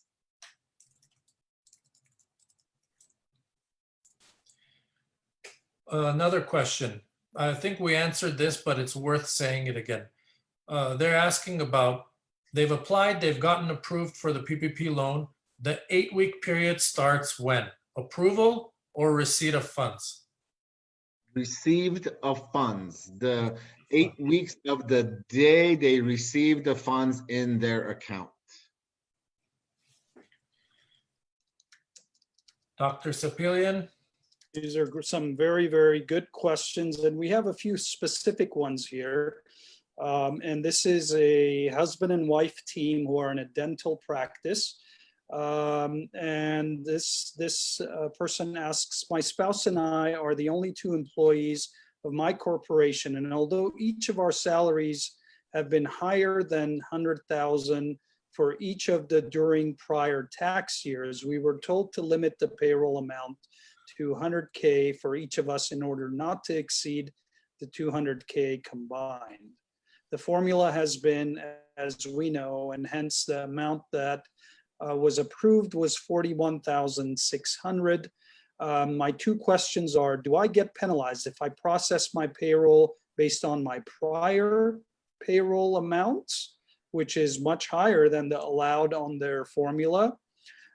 Second question is, if I downplay my payroll amount to 30K for both of us for the 2 months and add the pension contributions along with the health insurance premiums, does that mean I satisfy the 75% rule for the forgiveness? A very practical and specific question, and something that we can probably all benefit from, because I would venture to say many people fall into this category. Yeah, no, that's an excellent question. The point is that even if you're paying yourself more than an annualized $100,000 a year, you're not going to get credit for the use of the PPP funds over the $100,000 annualized amount. And so if you're using the PPP funds to pay yourself more than that annualized amount of $100,000, then you're not going to meet that part of the test, because they're just not going to consider the additional excess amount as approved as an approved usage of the funds.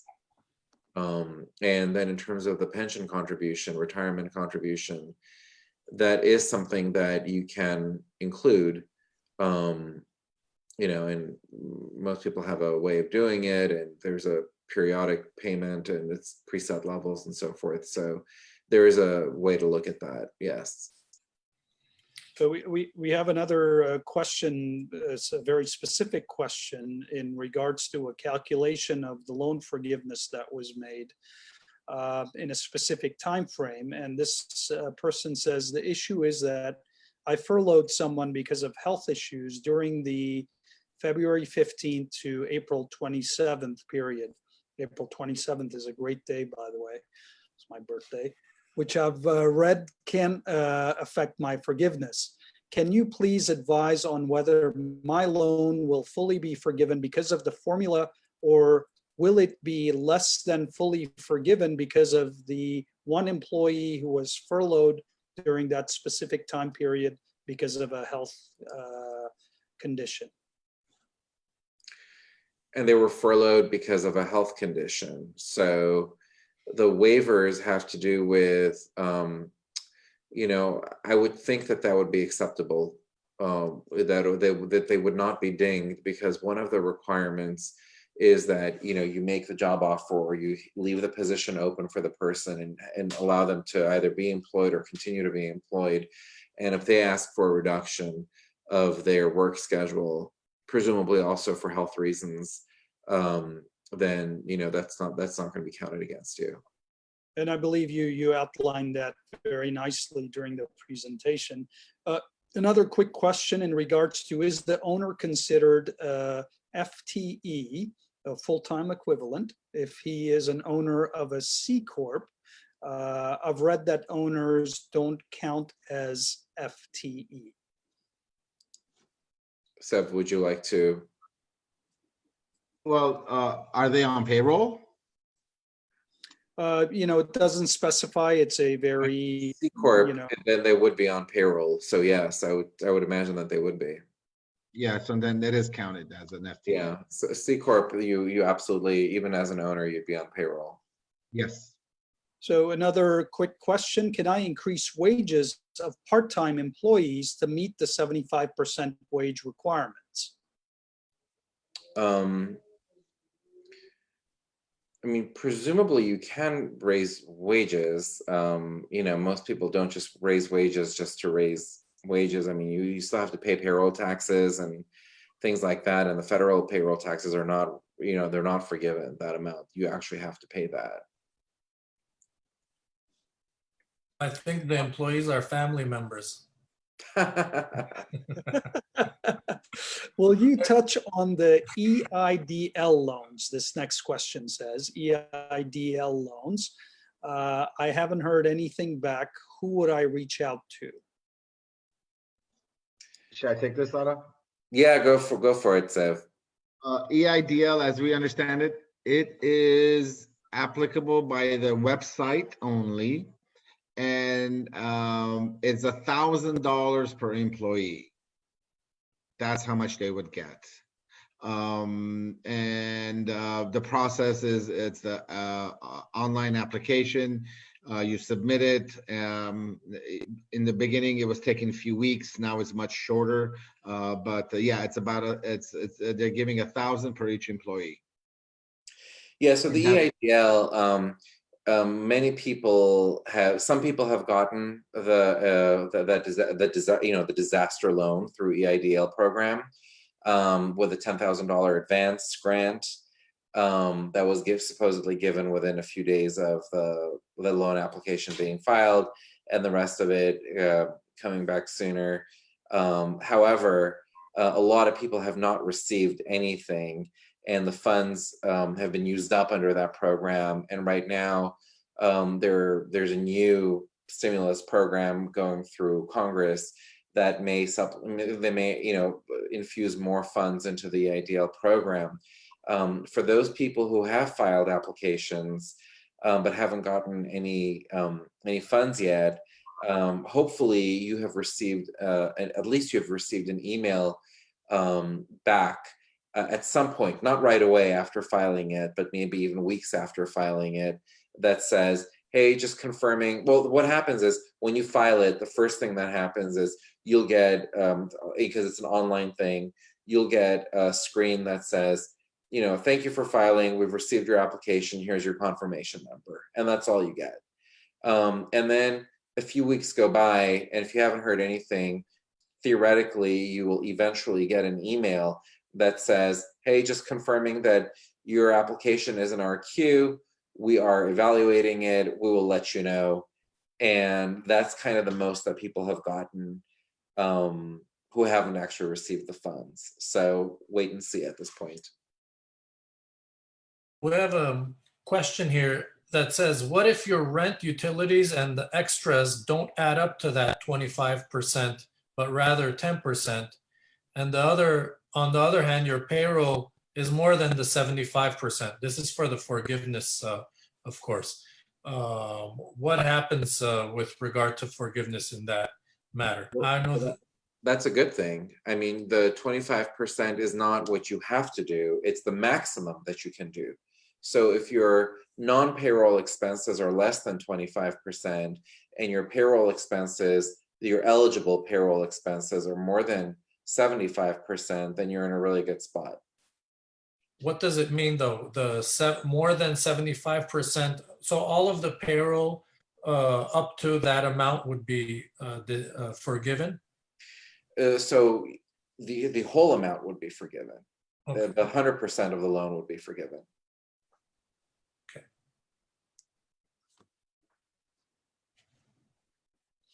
So we have another question, a specific question from a healthcare colleague. What if your rent, utilities, and extra costs don't add up to 25%, but rather the 10% of the loan? And on the other hand, your payroll is more than 75% of the loan. Overall, all funds gets used up for purposes it's given, but in different proportions. Do you still qualify for forgiveness? As long as all the funds are being used for the eligible purposes and your payroll is the payroll usage is at least 75%, and the non-payroll expense is no more than 25%, and you meet the other requirements of the same headcount, the same, no salary reduction, then 100% would be forgiven.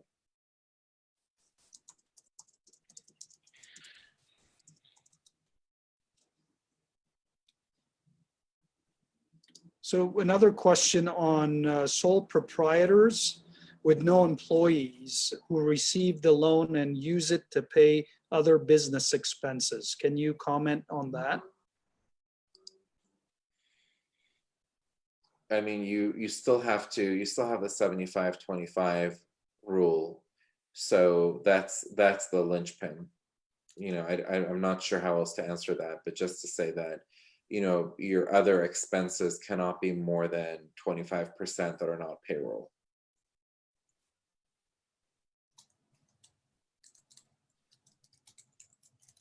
Right. And a follow-up question to that is, will sole proprietors with no payroll still be able to get forgiveness for only their rent payments?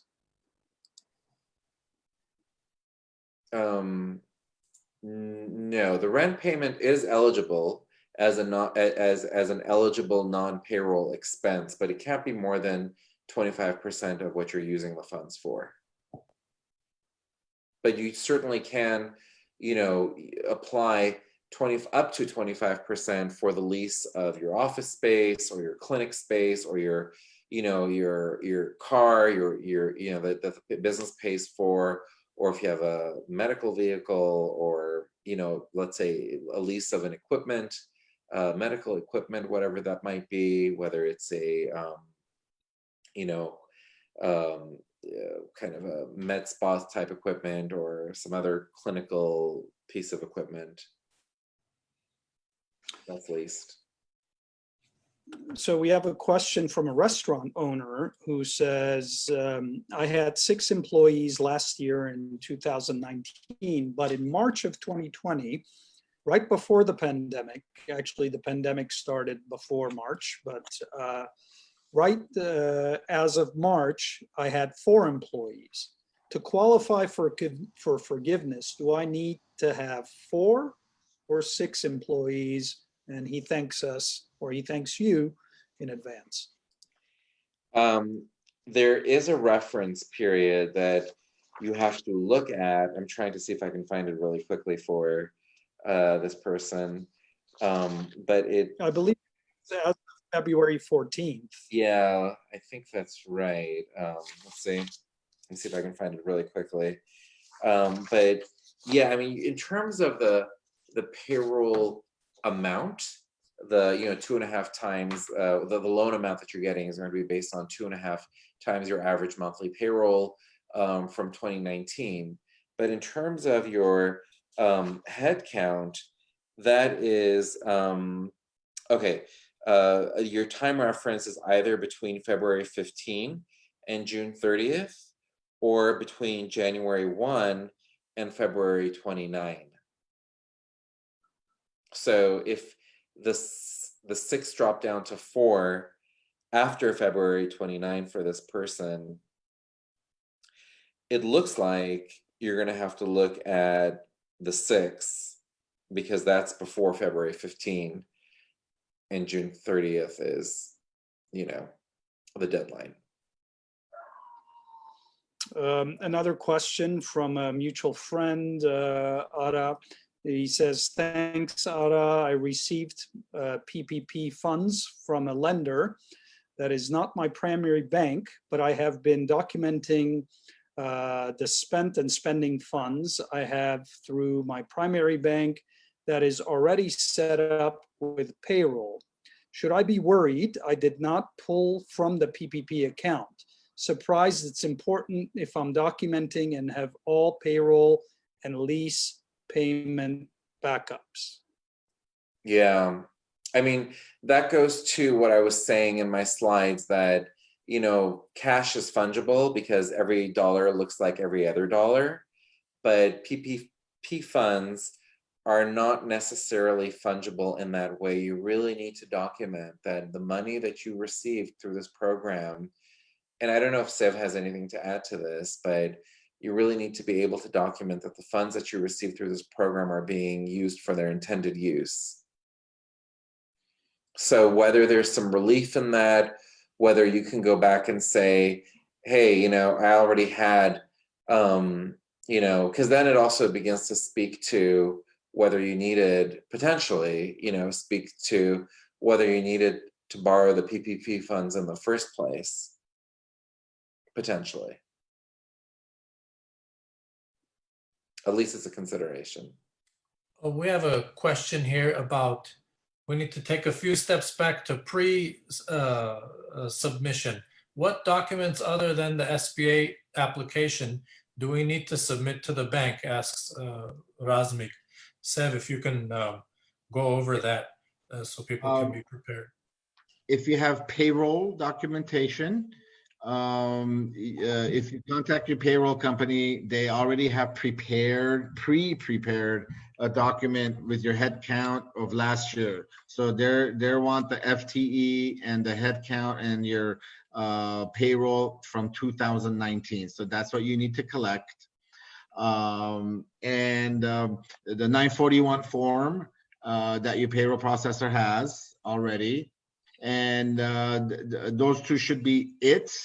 If there's more documentation needed, the underwriter will let you know, but it's pretty simple. It's the payroll form from your payroll processor of 2019, the entire year of 2019, and some other additional forms that your payroll company can provide. So that's basically it. It's not that much. It's not very heavy intensive.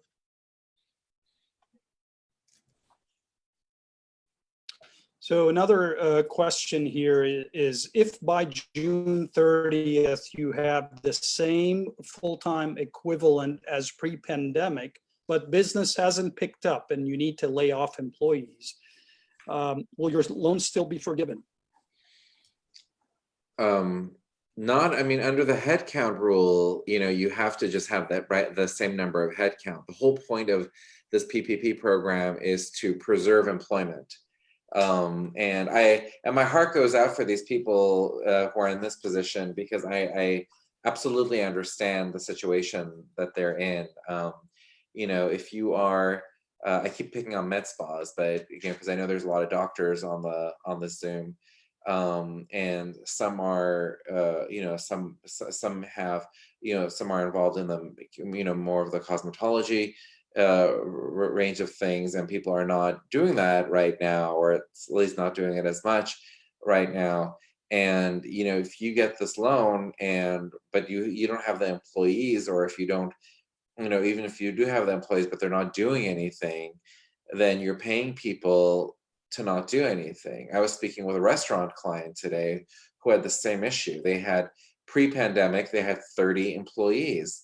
Now all they need is like maybe 10 to work in the kitchen, do delivery, do a little social media, do a little bit of office administration, but they don't have a whole dining room full of patrons to wait tables, bus tables, get their orders, deliver their orders, and so forth. So we have a question on someone who has received the EIDL loan for the initial 10K. And how does that impact their PPP? I mean, that's quite the alphabet soup, with ED and PP. I mean, it's like a urologist's dream,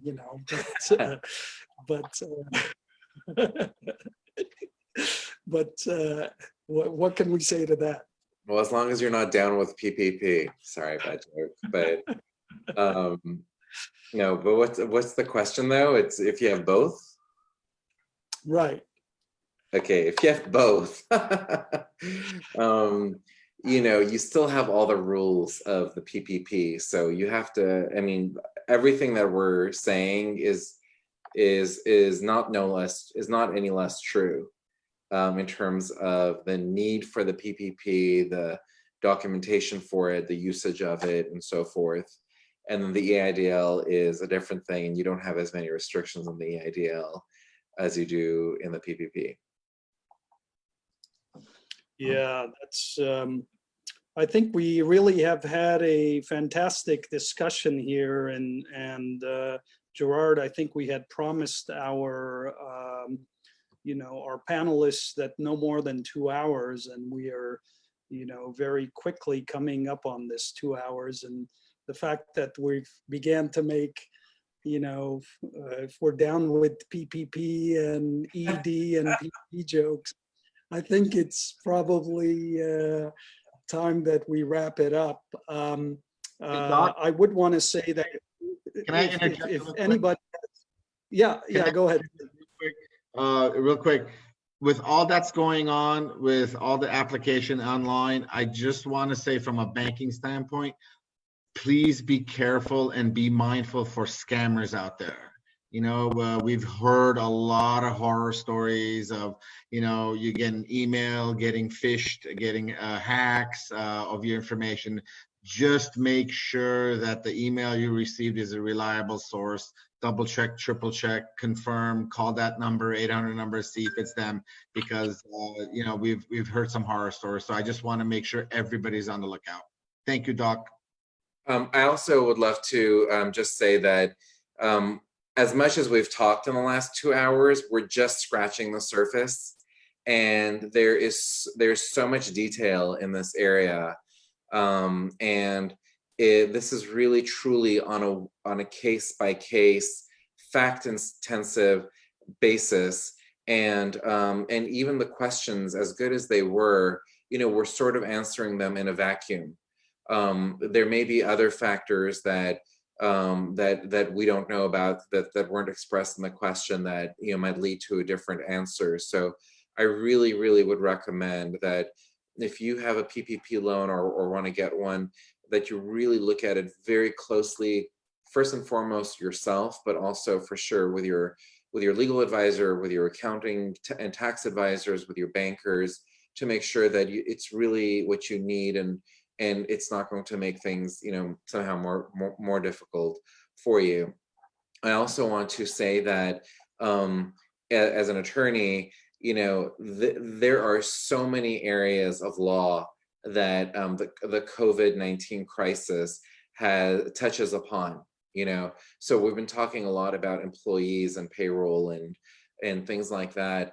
None of this makes the labor and employment laws go away, and especially in a state like California, where the employment laws they tend to be very employee friendly. It's only harder to deal with employment law compliance when you're dealing with a global pandemic that gets people really physically sick and potentially die. So I'm going to give a plug for future presentations co-sponsored by the Armenian American Medical Society and the Armenian Bar Association, because there is going to be one on labor and employment issues raised by the coronavirus, and other areas that are very useful to look into as well are contracts and force majeure provisions that prevent you from having to comply with certain contract provisions because of a virus, insurance issues, business interruption insurance.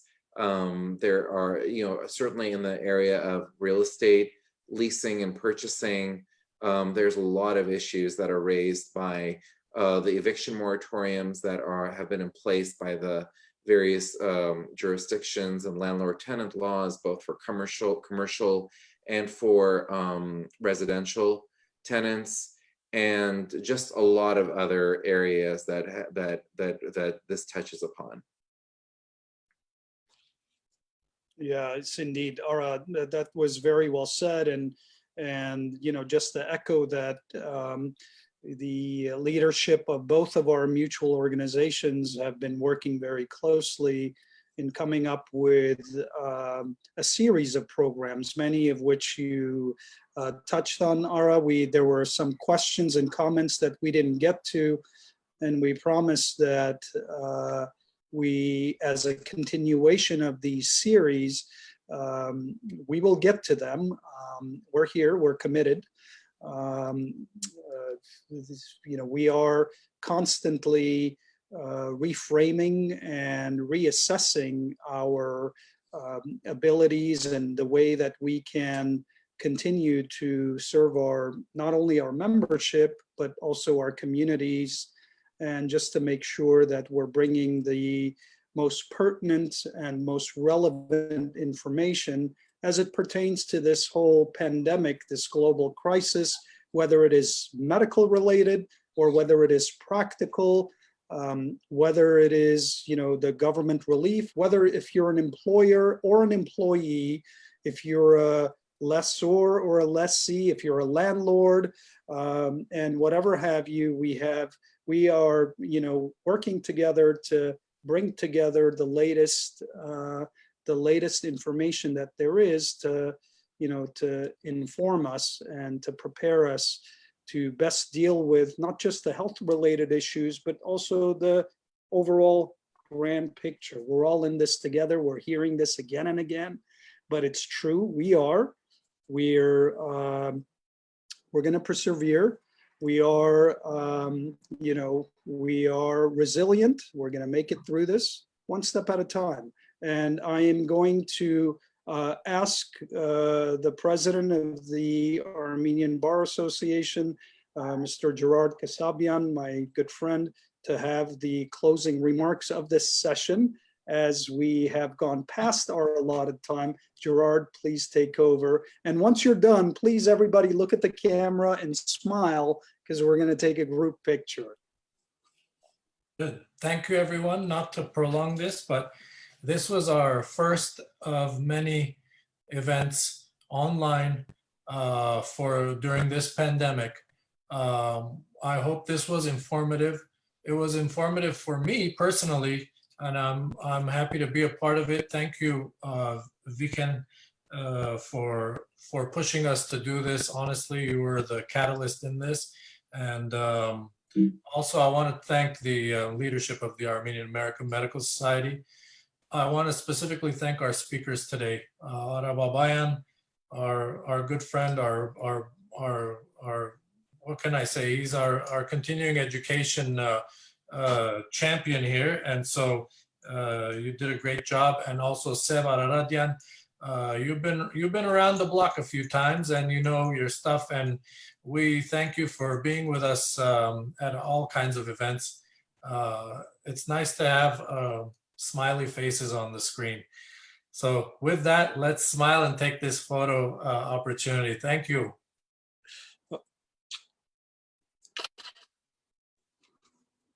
Thank you, guys. Have a great night. Thank you, everybody. We'll Good night. see Safe. you We have upcoming events. Please stay tuned. Please look out for the announcements, and we'll see you shortly. We have the president of the California Medical Association who's going to be joining us next week. So please stay tuned for all the upcoming announcements. Have a blessed night, and please be safe, and please take care of yourselves. All right, thank you, everyone. Thank you, guys.